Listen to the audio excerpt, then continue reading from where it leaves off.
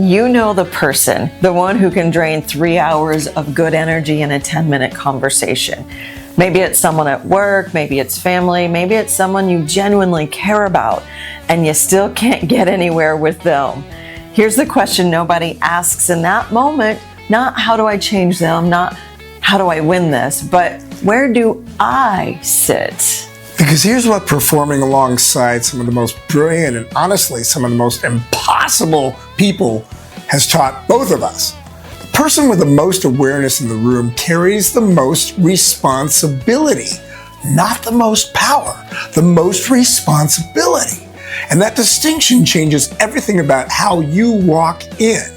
Before the conversation starts, before you've said a word, where do you sit? That's the only question that matters first. In Mark's book, The Attitude Equation, there's a framework called the Attitude Scale, 13 levels, from -6 all the way to +6. And at the bottom, lifeless, defeated, failed. At the top, successful, confident. And right in the middle at 0 is what the book calls the critical choice. You've been there, we all have been there.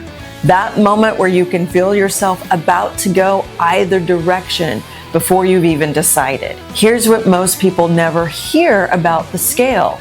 You cannot pull someone up more than 1 or 2 levels at a time.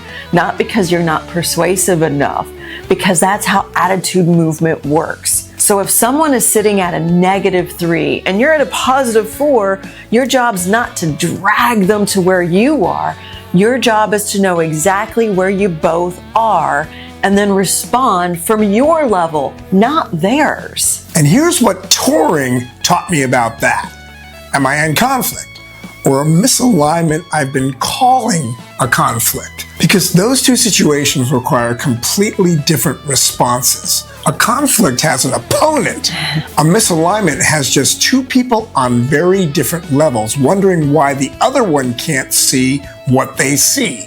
Start there. Here's what the attitude scale looks like in real life.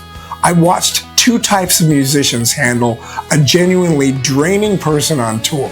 I've toured the world. The bus is small. The first type would match the energy. Start out positive and slowly get pulled down into their orbit. By the day 3, they were complaining too, but by the end of the tour, they'd almost forgotten who they were before they got on that bus. But the second type of person would see it clearly, not pretend it wasn't there, just see it. They think this person is sitting around -2. That's where they live. And from that clarity, they can choose. They respond instead of react. That's the difference. And it's completely learnable. When you have that kind of clarity about where you are, you get something most people don't in a hard conversation: freedom. Freedom to let the other person be exactly where they are without it threatening your position, without it pulling you down a level. Their attitude doesn't automatically become yours unless you hand it over to them. Right, and the person with greater awareness carries greater responsibility. I'll say that again. The person with greater awareness carries greater responsibility. Not burden, responsibility. Burden is something that happens to you. Responsibility is something you choose. And when you choose it, you get to decide how this conversation goes, not by controlling the other person, by staying on your level while giving them space to find theirs. That's what it looks like when at least one person in the room knows where they stand.